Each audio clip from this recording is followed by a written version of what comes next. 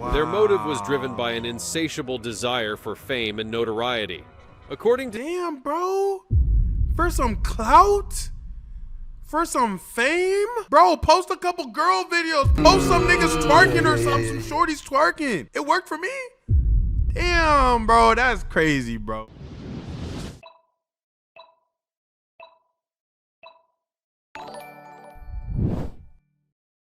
Welcome back to the reaction channel, man. Today is gonna be me and no chat, and we are reacting to a video from the one, the only, the homie, the Fancy Bannana, the most feared kid in the U.S. prison. Let's get into it, man. No cap. You know what I'm saying? As a nigga who's really from the trenches, chat. As a nigga who's really from the trenches, chat. Let me stop. Well, I am from the trenches, but I'm not like thugged out. You know what I'm saying? But let's see anyways, man. Day 3 after murdering somebody. Whoa! It might seem logical That's to assume lies. that only adults That can't are be capable real. of committing heinous crimes, but children can be equally susceptible to acts that shock and horrify. From a young murderer taunting a victim's family in court, to a killer couple boasting about their recent crime on YouTube, or even two brothers murdering their family members for internet fame, these young offenders have left an indelible mark. In this video, we'll explore some of the most disturbing cases of young criminals in U.S. prisons, detailing the shocking and tragic crimes that shocked the nation. We've got everything from Savona's most infamous kid to the horrifying case that shocked Jacksonville, so stay tuned. Not gonna lie, chat. There's a pattern in these people who are shown. There's a pattern in the people who were shown, chat. I'm not gonna say the pattern, chat. I'm not gonna say the pattern. You saw the pattern? You seen the pattern. If you saw the pattern, you seen the pattern, man. Look, we're not keeping score. There's no scoreboard. We're not keeping score. It's just, hey, man, I noticed some things and some things we're seeing. Stay tuned. The young killer from Savona. Eric Smith's story became one of the most infamous cases in U.S. history, captivating the nation in 1993. What'd he do? On the morning of August 2nd, a seemingly normal day in Savona, New York, would forever be marred by an unthinkable tragedy. 13-year-old Eric Smith encountered 4-year-old Derek Roby, who was on his way to a local summer camp. Eric, with a sinister motive, convinced Derek to follow him to a nearby wooded area, claiming it was a shortcut. Once they were alone, Eric brutally attacked Derek, first strangling him to unconsciousness, then smashing a rock onto his head, and finally pouring Kool-Aid from Derek's lunchbox into his open wounds. Derek's mother, Doreen Roby, was devastated when her son did not arrive at camp as expected. As the hours passed, a search began. Why are you even letting your son walk by himself at 4 years old, bro? What are you doing, man? Derek's body to be found in the woods later that day, not far from the park. The town of Savona was gripped with fear, unsure of who could have committed such a horrific crime. The shock was compounded when, just a week later, Eric Smith confessed to his mother that he had killed Derek. He was arrested, tried as an adult, and became the youngest person ever to stand trial for murder in New York State at the time, despite no physical abnormalities being found in Eric's brain function or hormone levels. It became clear that his social struggles, including years of bullying and isolation, may have contributed to his... And this is why we gotta stop bullying, because even though bullying does build character, it also builds murderers. So, like, you know what I'm saying? Maybe let's chill on that. Let's not bring that back. You know what I'm saying? That's insane. His violent outburst. In 1994, he was convicted of second-degree murder and sentenced to the maximum term for juvenile offenders, which is 9 years to life in prison. Eric Smith spent nearly 30 years behind bars, with his parole repeatedly denied. Despite his lengthy incarceration, Smith participated in rehabilitation programs and repeatedly expressed remorse for his actions. After several parole hearings, Eric Smith was finally granted parole in 2021 and released from prison, though his case continues to be a controversial subject. Number 8. Wow, they kept him in there since 2021. That's insane. Great, rightfully so. I'm not gonna lie. I don't think there's a right timing to let somebody go for murder because that is a person. But at the same time, I do understand how he was a child. You get what I'm saying? But man, that's a hard one, bro. If I'm the family, I'm getting my lick back, bro. I'm getting my lick back. Joshua Phillips, the crime that shocked Jacksonville. Joshua Phillips's case is a grim reminder of how a young life can spiral into tragedy. Okay. Convicted of first-degree murder at just 15 years old, Phillips's crime shocked Jacksonville, Florida in 1998. Dang, bro, I used to live in Jacksonville, bro. Dang, bro, not the Ville, bro. Damn. It began on November 3rd, when 8-year-old Maddie Clifton went missing from her neighborhood. She had been playing outside, but when her mother went to check on her, Maddie was nowhere to be found. Her disappearance set off a massive community search, with volunteers and search parties combing the area for any sign of her. Joshua Phillips, then 14, was even involved in the search efforts, showing no signs of the crime he had already committed. It wasn't until November 10th that Maddie's body was discovered, hidden under Joshua's bed. His mother had noticed a wet spot on the floor of his room, and upon further inspection, found Maddie's body hidden there. The shock was immediate, and Phillips was arrested shortly after. Later, he confessed to the murder, detailing the horrific events that led to the child's death. On that fateful day, Phillips had been playing baseball with Maddie, despite his parents being away. According to Phillips, he accidentally hit Maddie in the eye with the ball, causing a painful injury.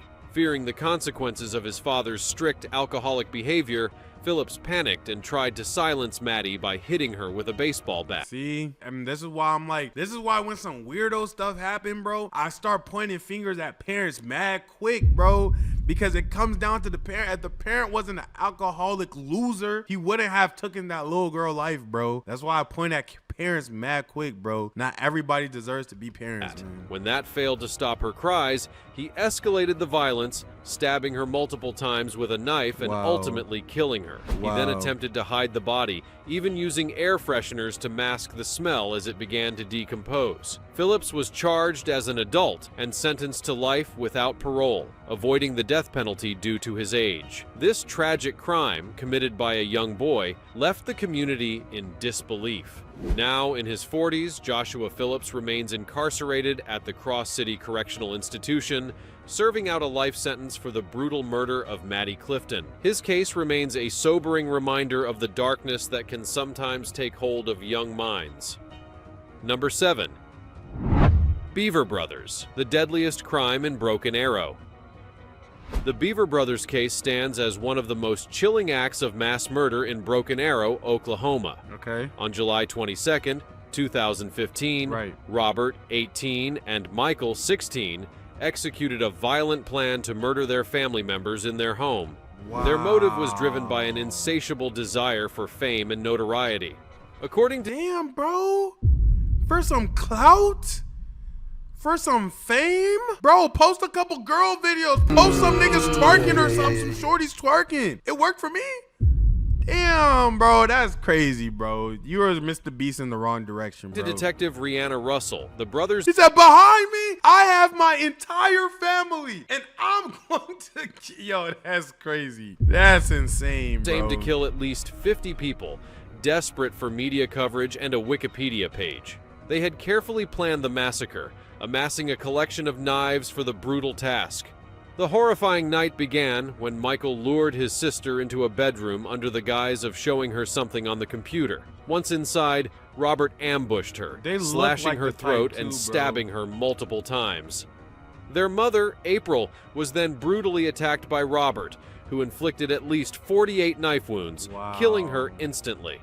The brothers continued their rampage, attacking their father, David, who endured 28 stabbings and blunt force trauma, and their 7-year-old brother, Christopher, who suffered 6 stab wounds. Their 18-year-old sister, Victoria, was next, stabbed 18 times in the neck, chest, and arms.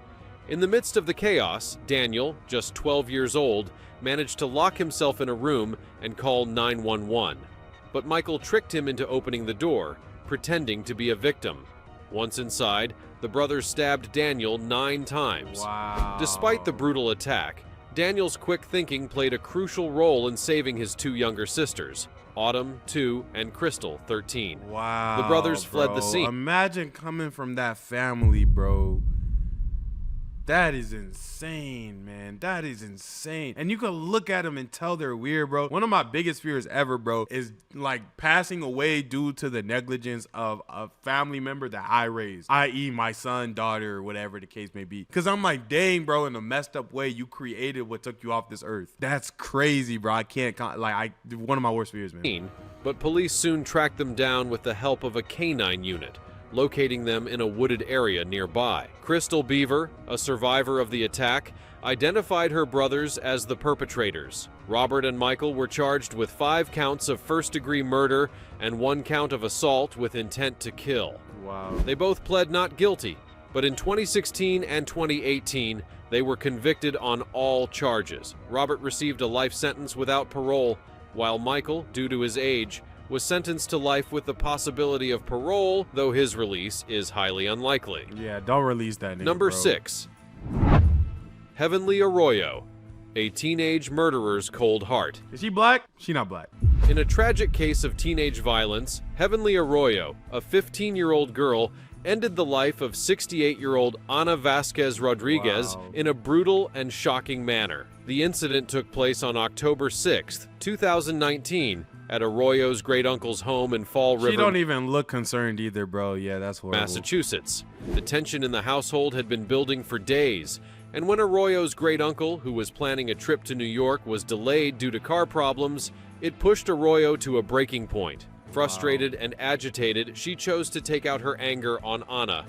Arroyo, who had been living in the house with Ana and her grandson, waited until the house was quiet and then attacked Ana while she lay in bed.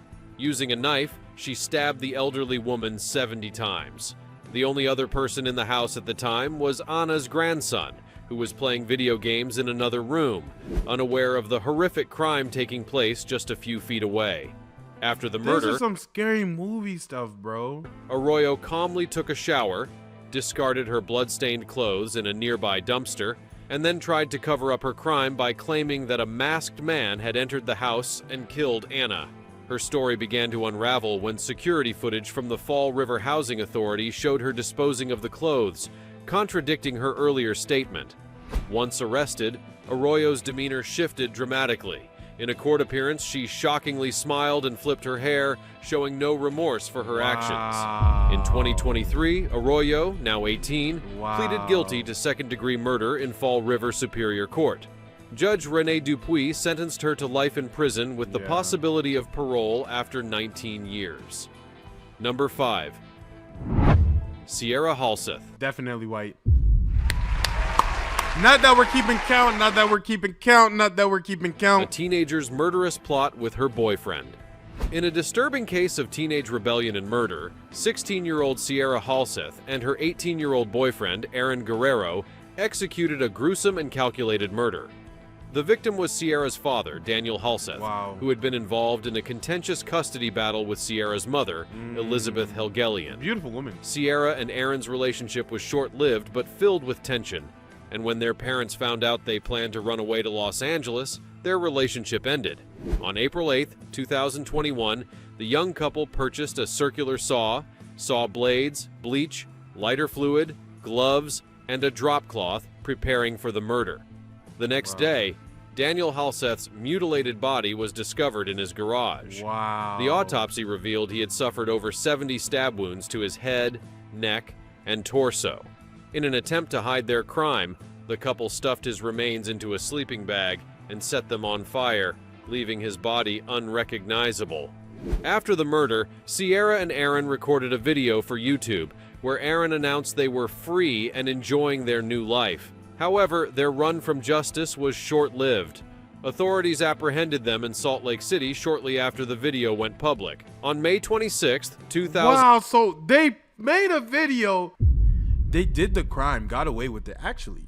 Made a video about it, and it wasn't even a private video or an unlisted video on YouTube. They purposely put it public, and they got surprised when they got caught. Oh my gosh. Oh, bro. Crime is stupid. Stupid crime is insane. I don't know how you do that, bro. That's insane. 2022, Sierra and Aaron pled guilty to multiple charges, including murder, arson, and robbery. Both were sentenced to 22 years to life in prison with the possibility of parole. At their sentencing, Sierra did not express any remorse, while Aaron offered an apology. Their shocking crime and complete lack of regret shocked everyone. Time for the fancy topic.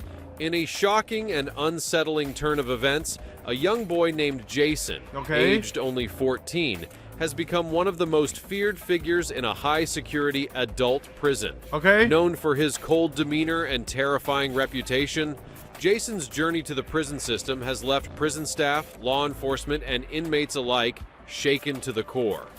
This case is one that no one could have anticipated. How could a child, still in his early teens, instill fear into some of the most hardened criminals in the United States? This is the most feared kid in U.S. prison.